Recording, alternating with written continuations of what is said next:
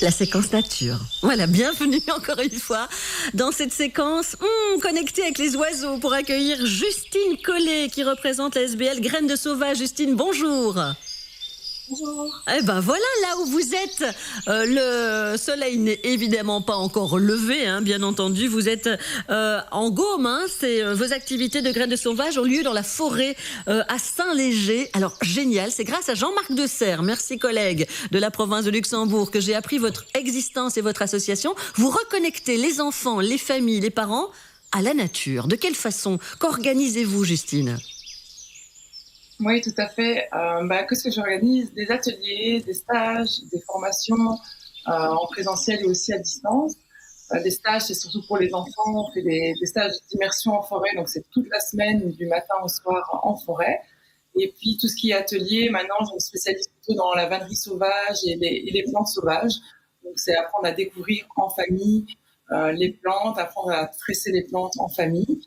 Et puis, il y a des formations pour pouvoir accompagner aussi les parents à mieux accompagner les enfants dans la nature, mais aussi en général à apprendre à connaître le développement du système nerveux de l'enfant et les besoins de l'enfant, notamment dans la nature, mais aussi en général. Donc, encore une fois, ce ne sont pas que des stages en période de vacances scolaires. Il y a des activités tout au long de l'année. Voilà, on voit ça sur votre site internet.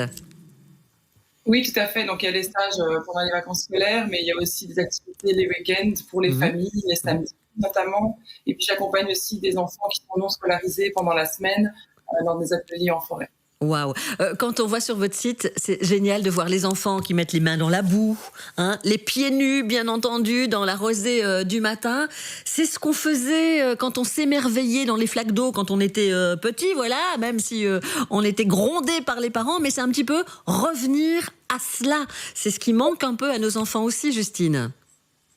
Oui, tout à fait. À notre époque, en tout cas à mon époque, j'avais l'occasion d'aller beaucoup plus en nature que les enfants à l'heure actuelle. Les études montrent que les enfants vont 10 fois moins dehors qu'il y a 30 ans.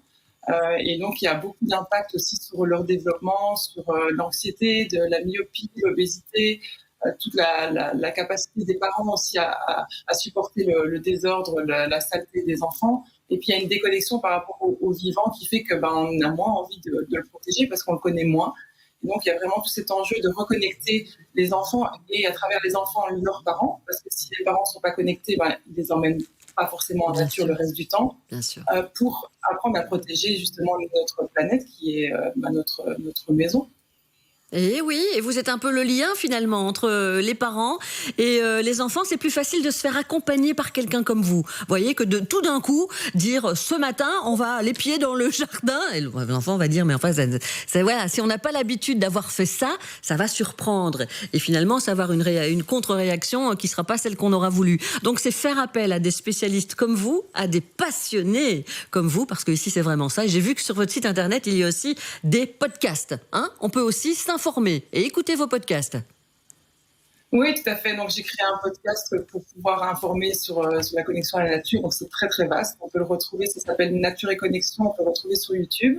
Et puis, oui, l'idée, c'est d'accompagner les parents parce qu'effectivement, les enfants sont facilement connectés à la nature, mais s'il n'y a pas les parents qui suivent derrière, le lien se perd.